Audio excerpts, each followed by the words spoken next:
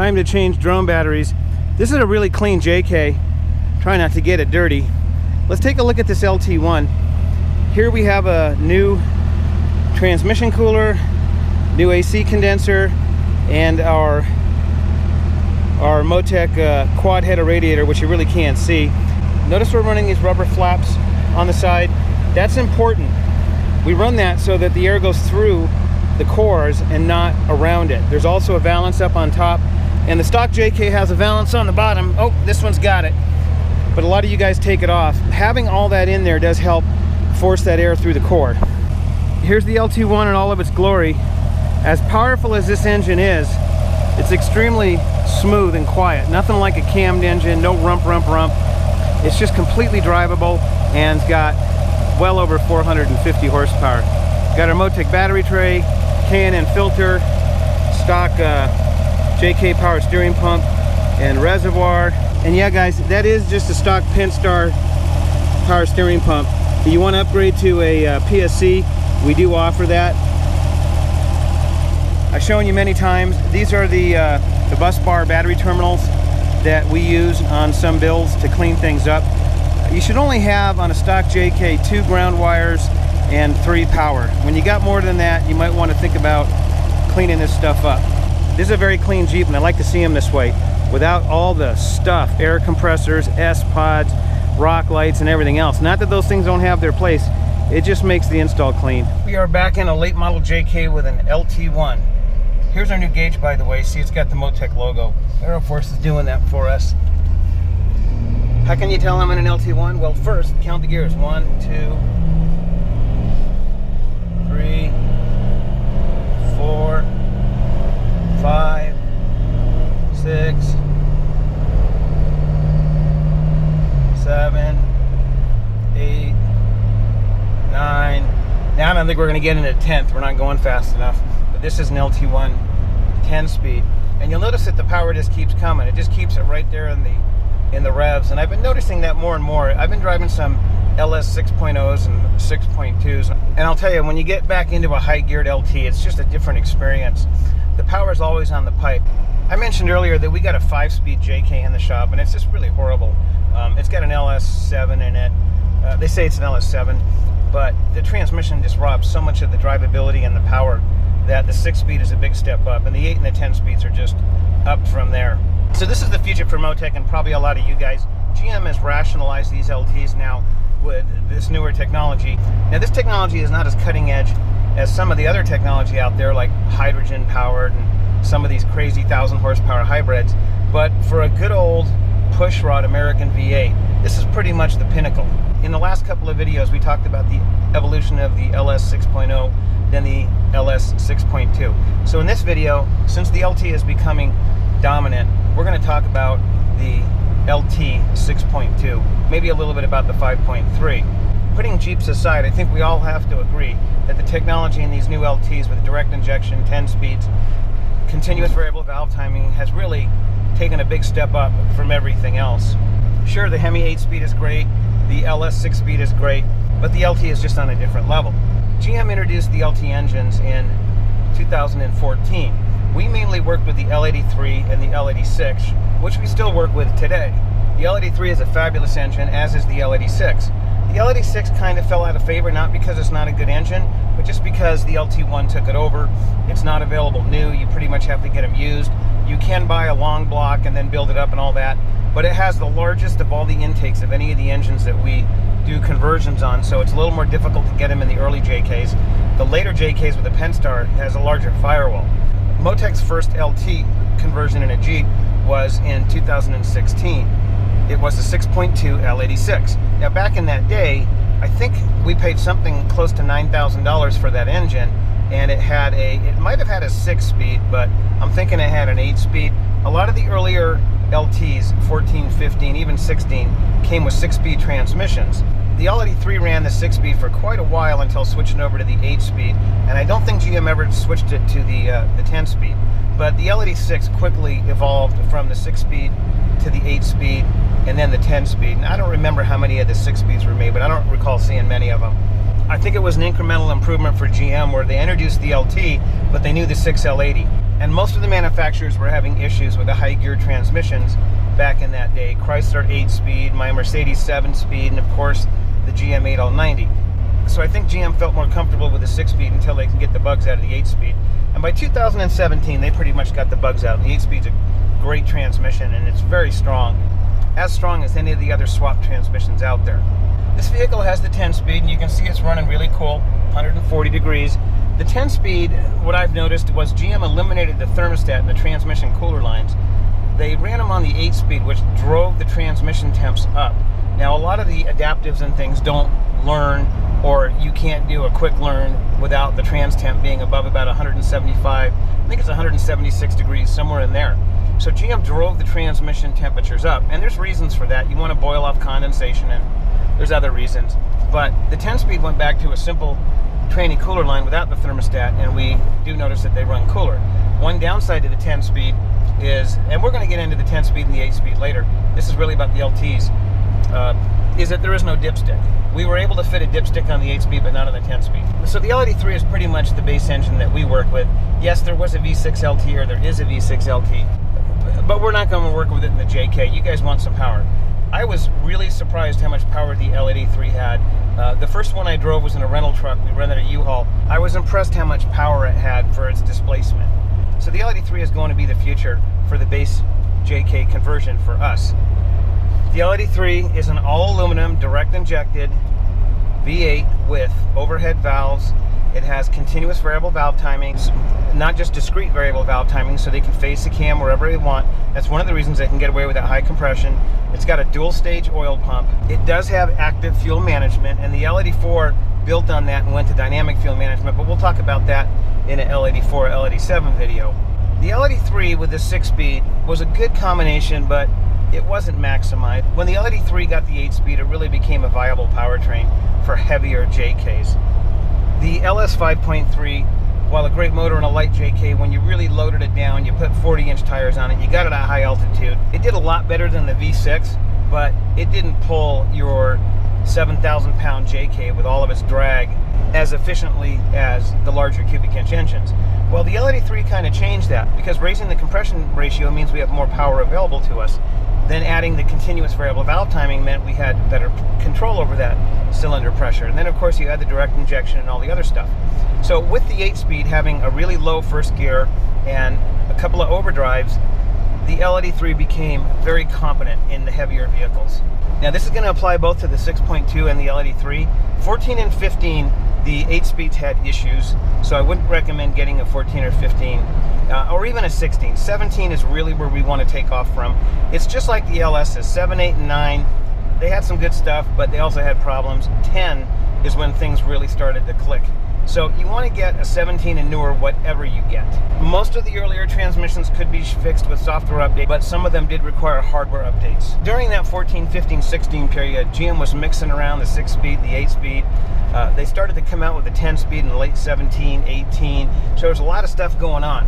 But by 17, late 17, things really got rationalized. GM learned their lesson. Most, if not all, of the issues in the 8L90 were corrected. The 10L80 came out of the box, and it was pretty much ready to go. I know I hear complaints about it, but at least for Motec, we put them in and they worked right out of the box. I want to quickly mention that the 8-speed is stronger than the 10-speed, so if your intention is to go out and beat your JK up or run 42s and do burnouts, then get the 8-speed. So the same thing held true with the L86. It was just a larger version of the L83. GM had the same teething issues with the transmission, but the engines were real powerhouses. The LT1s came out, but we didn't use them because they were so expensive. The LT1s out of the Camaros and the Corvettes, they could run you over $10,000, where we could pick up the L86s for not quite half that, but maybe $6,000 or $7,000 for low mileage engines. So we continued to use the L86 right up through about 17, 18. And that's when GM Performance stepped in and started to phase out the LS3 and bring in the LT1. There's no doubt the LT1 was the future. There's no doubt the LT1 had significant advantages over the LS series. The aftermarket hot rod world pretty much kept their distance from the LT engines, just like they did the Gen 4 LS engines. Motec did their first Gen 4 swap in 2007. The rest of the industry was working on the Gen 3 motors. By about 2012, everybody shifted over to the Gen 4 because of the advantages that they offer. Well, the same thing happened with the LTs, and by 2020, look at the numbers at SEMA or any of the hot rod online sources like JEGS and Summit, and you'll see that everybody's jumping in with both feet in the LT. Now, Motec again was ahead of the curve. We were doing these conversions 5 years ago, and we had to go through the same teething issues that GM had to go through. So by 17, 18, they were pretty much rationalized. The 6-speed transmission went away. Yes, they continued the 6-speed transmission in the 5.3, but Motec does the 8 and the 10 speeds. We don't like to support the 6-speed anymore because there's just advantages with the 8 and the 10 speed in the LT engines.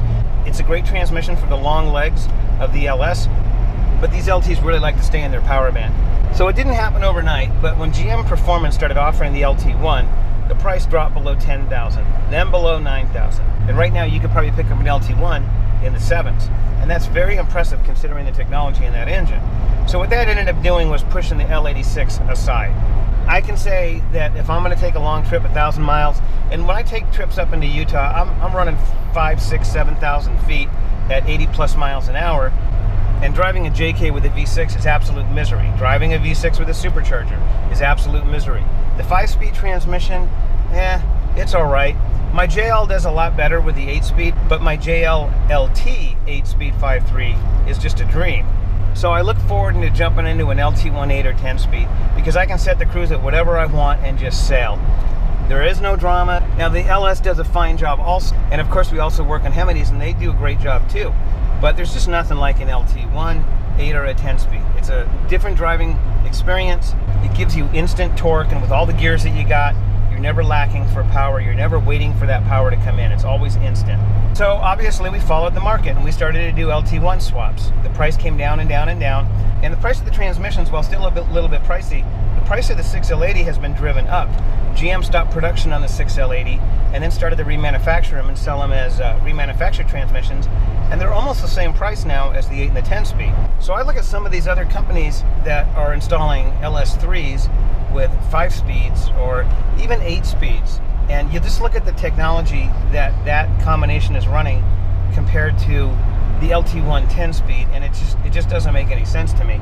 Now, of course, price is always a variable or a factor, and you're going to pay just over $30,000 for a proper LT1 swap. Now, we know there's the budget build LSs and Hemis that you guys can do for 10 grand or whatever, and you can do the in-house builds and the LSs for, well, it used to be in the teens, but now it's in the low 20s because our wonderful government. But the bottom line is there's a lot of value in those swaps. The 6-liter, the 5.3-liter LS, the LS 6.2 as long as it's available.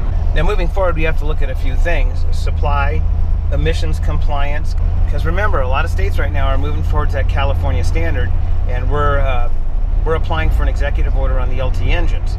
So in my book, the LT1 10-speed is top of the pile right now. Yeah, we got LT4s and LT5s, and we got an LS7 in the shop and all that. But the LT1, just for a standard engine, has got to be the premium engine conversion out there. Let's talk about a couple of other engines, the L84 and the L87.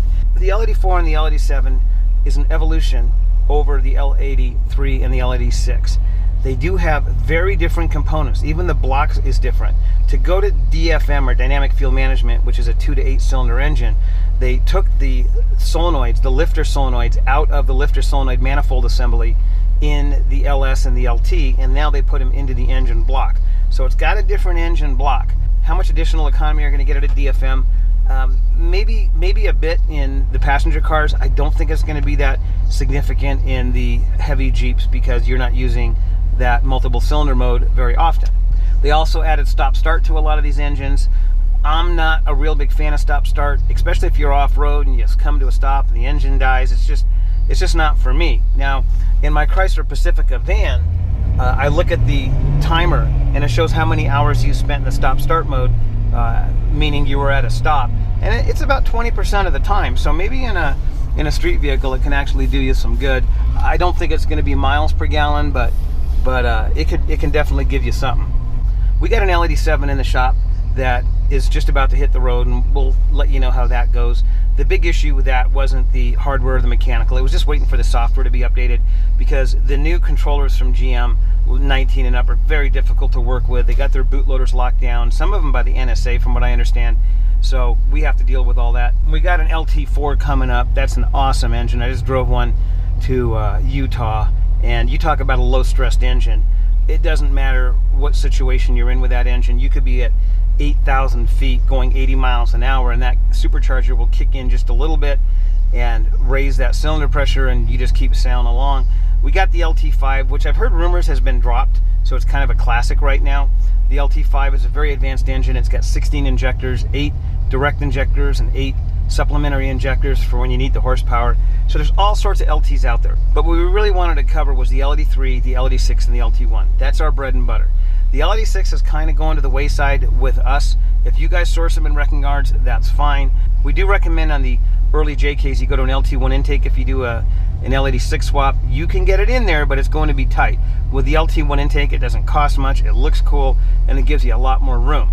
So to summarize this, try to stay away from the 14, 15, and 16 LTs if you can. Starting in 17, things really became rationalized, standardized, easy to tune. If you get an LT6 out of a wrecking yard, we can support it, but just remember the caveats. It's a large engine. If you try to put in an early JK, it's going to be a tight fit. Now remember, everything in our kit is bolt-in. Our engine mounts, our battery tray. We don't like to modify, hack, cut anything if we don't have to. The LT1 has to be the new value king. No, it's not the cheapest engine, but if you look at what it offers, the 460 direct injected horsepower, which really is closer to 500 horsepower in everybody else's book, at the price that it's available, is a great value. For just over 30 grand, you can have a state-of-the-art, high-gear direct injected conversion, which not much else out there offers. The engine conversion market has to change to meet the times, whether it's emissions or the current technology motors, and that's what we're doing. There's all sorts of rumors out there. Chrysler might be dropping the Hemi, and most of the manufacturers are going towards hybrids and high-tech V6 engines, so we have to consider ourselves lucky that GM is still cranking out these overhead valve V8s with this awesome technology, and Motec's going to stick with it as long as we can. I think the 5.3 L83 is going to become our standard conversion. Any of you thinking about getting a conversion should seriously consider that engine, because now you're stepping up to the later technology, later emissions compliance. You're going to be future-proof for a lot of years. As we know, the Hemi and the LS are pretty much dated engines at this point, so why not go for what keeps you current for the next 5 or 10 years? We're going to take this LT1 10-speed late model JK to the mountain, and we'll see you soon with something interesting.